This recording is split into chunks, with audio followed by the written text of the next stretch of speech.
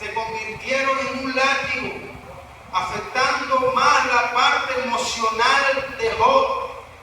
Job se sentía destrozado en todas las áreas emocionales, espirituales, físicas. Su mente no entendía lo que estaba ocurriendo y clamó a Dios. La Biblia dice que deseó la muerte, deseó no haber nacido, deseó haber sido estrangulado en el vientre de su madre, dice la Escritura. Y es un estado cuando ya el hombre no soporta el peso, la carga, que llega al punto de querer morirse.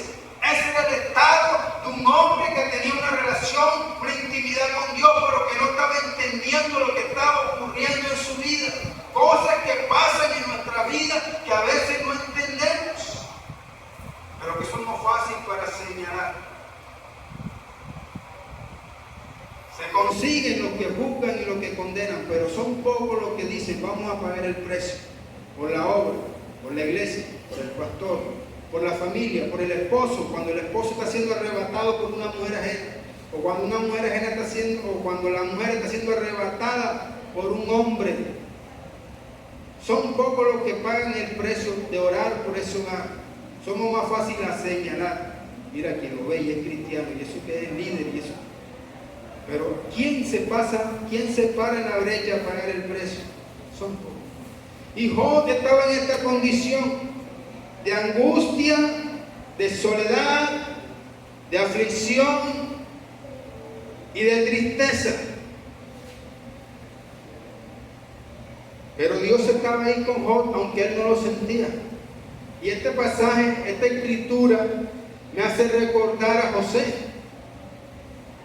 José dice que era uno de los hijos de Jacob, el menor, uno de los menores, porque había otro menor que él. Y José, su padre, dice que lo vestía con vestiduras, era el hijo amado, querido.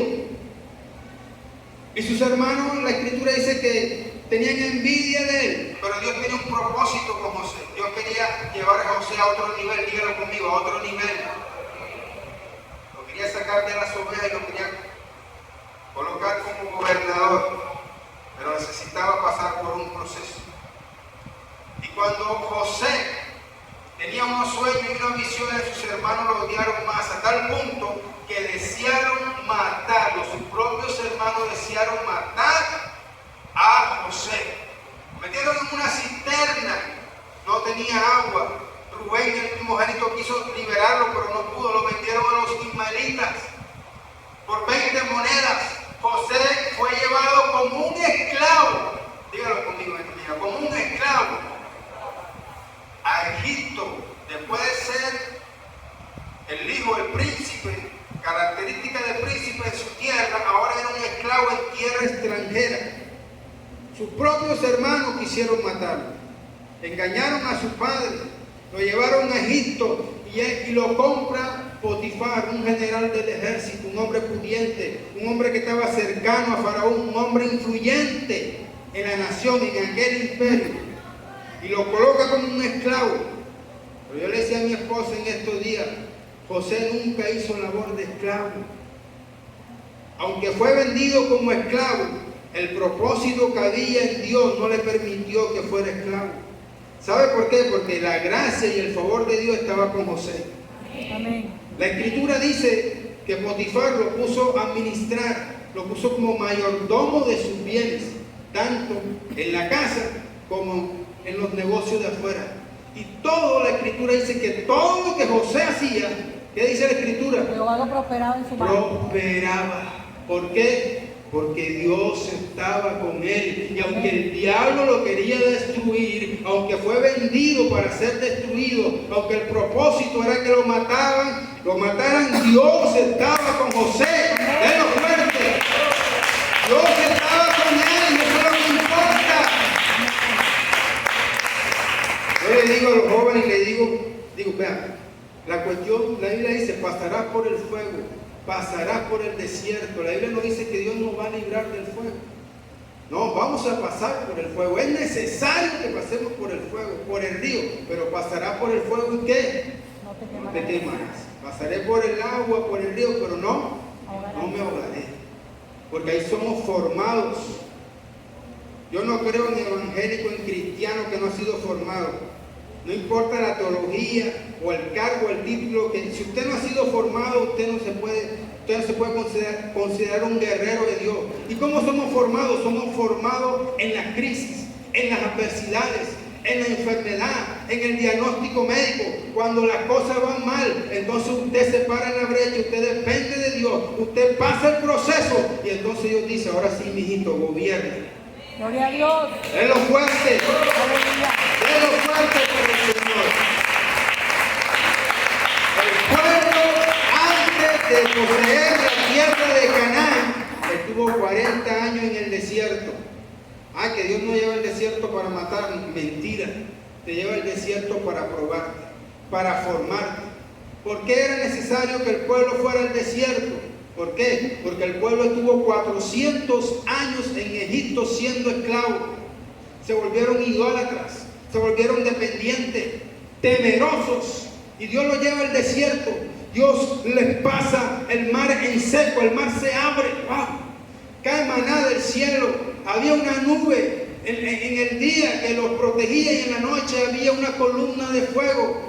El pueblo en el desierto, si usted lee la historia, le tocó pelear con grupos armados.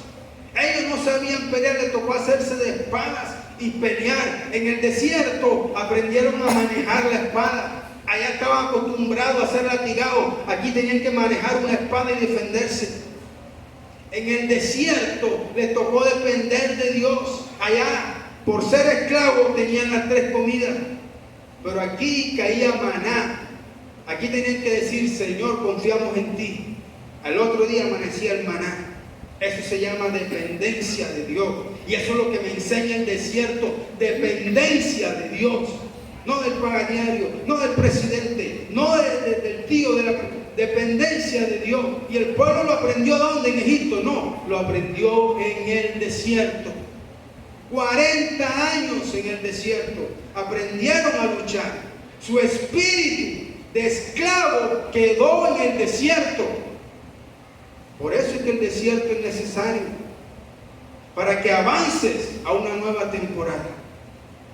Y cuando ellos estuvieron listos, entonces Dios dijo: bueno, ahora sí, vamos a entrar a la tierra prometida. Y entraron. ¿Y qué había en la tierra prometida? Casas que ellos no habían edificado, fincas que ellos no habían sembrado.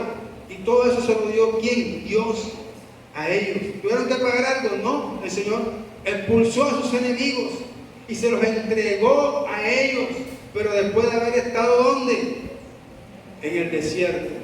Cuando pasaron el desierto, cuando soportaron la crisis, cuando dependieron de Dios, cuando el espíritu cobarde fue quitado y se volvieron guerreros, porque ellos entran a Jericó.